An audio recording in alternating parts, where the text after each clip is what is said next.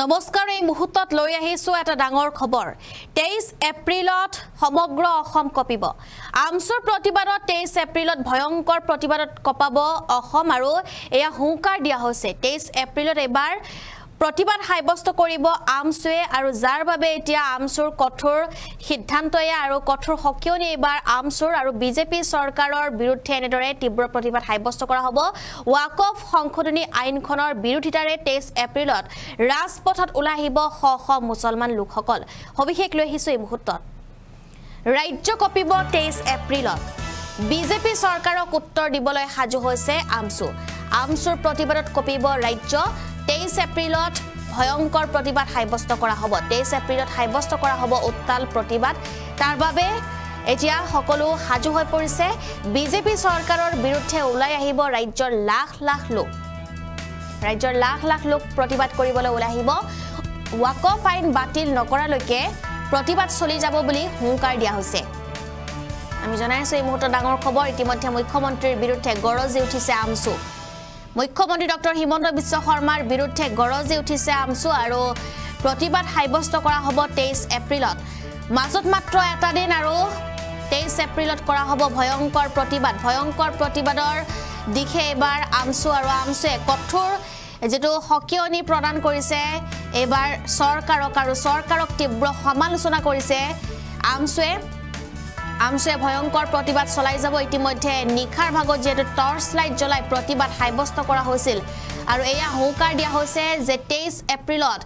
প্ৰতিবাদত কপিব অসম 23 এপ্ৰিলত ভয়ংকৰ প্ৰতিবাদত কপি পৰিব অসম আৰু 23 এপ্ৰিলত চৰকাৰৰ বিৰুদ্ধে প্ৰতিবাদত কপিব অসম আমচুৰ এয়া গৰ্জন অসমৰ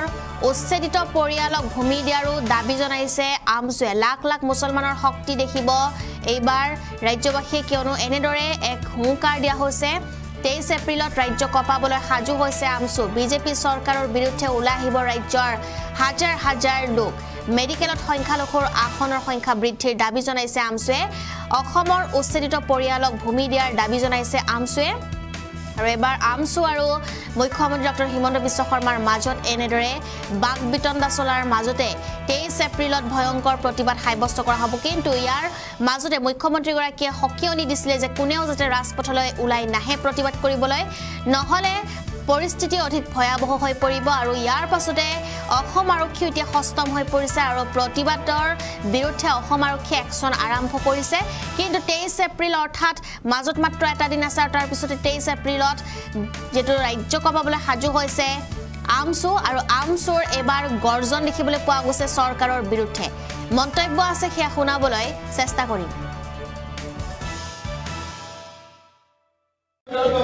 মিথ্যা কৰিব বিচাৰিছে আৰু 150 মানুহে প্ৰতিবাদ কৰে নে আৰু 1000 মানুহে প্ৰতিবাদ কৰে প্ৰতিজন ব্যক্তিয়ে লাইট অন কৰি মোবাইলৰ পোহৰ দি হিমন্ত বিশ্ব শৰ্মাৰ দিশপুৰত বুজাই দিয়ক যে আমি কিন্তু হাত আউৰি বহি লগা নাই আইনত্ৰী বিধান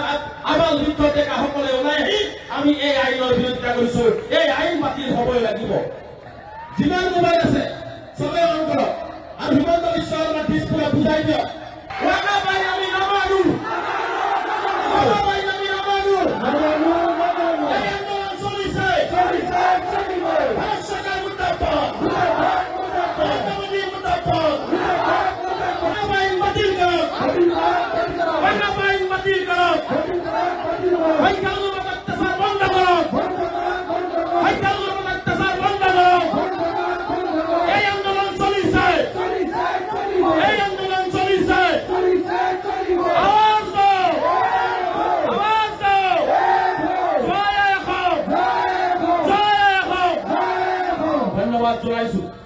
আমি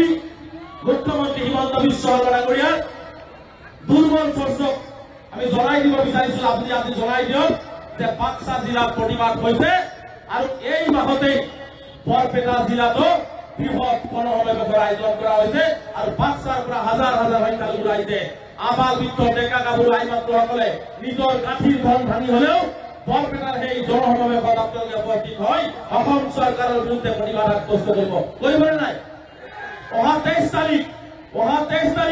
অসমৰ সংখ্যালঘু জনগণৰ ওয়াকফ আইন বাতিল কৰা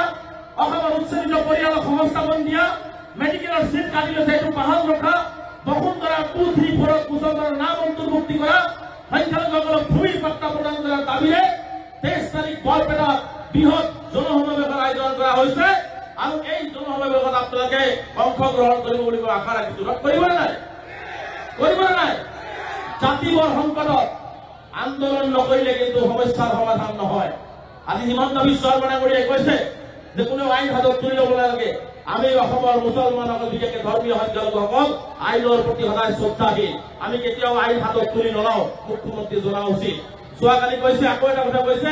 যে তেওঁৰ গৃহ বিভাগত ডাঙৰ ফৰ্চ আছিল কুটাঘাত কৰিব। অসমৰ মুছলমানে কেতিয়াও কুটাঘাতক বিশ্বাস নকৰে। অসমৰ মুছলমান সদায় সমন্বয় ৰক্ষা কৰি নিজৰ অধিকাৰ লৈ জীয়াই থাকিব বিচাৰে। অসমৰ মুছলমানে হিংসা কেতিয়াও বিশ্বাস নকৰে, হিংসাক বিশ্বাসী নহয়। মুখ্যমন্ত্ৰীয়ে জনা উচিত।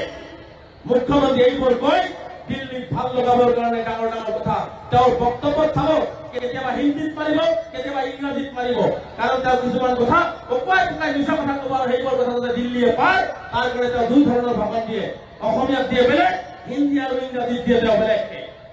গতিকে বৰ চতুৰ মুখ্যমন্ত্ৰী, গতিকে এই কথাবিলাক আপোনালোকে অনুধাৱন কৰিব। ভাৰতবৰ্ষৰ ধৰ্মীয় সংখ্যালঘুসকলক নিক্ষেপ কৰিব।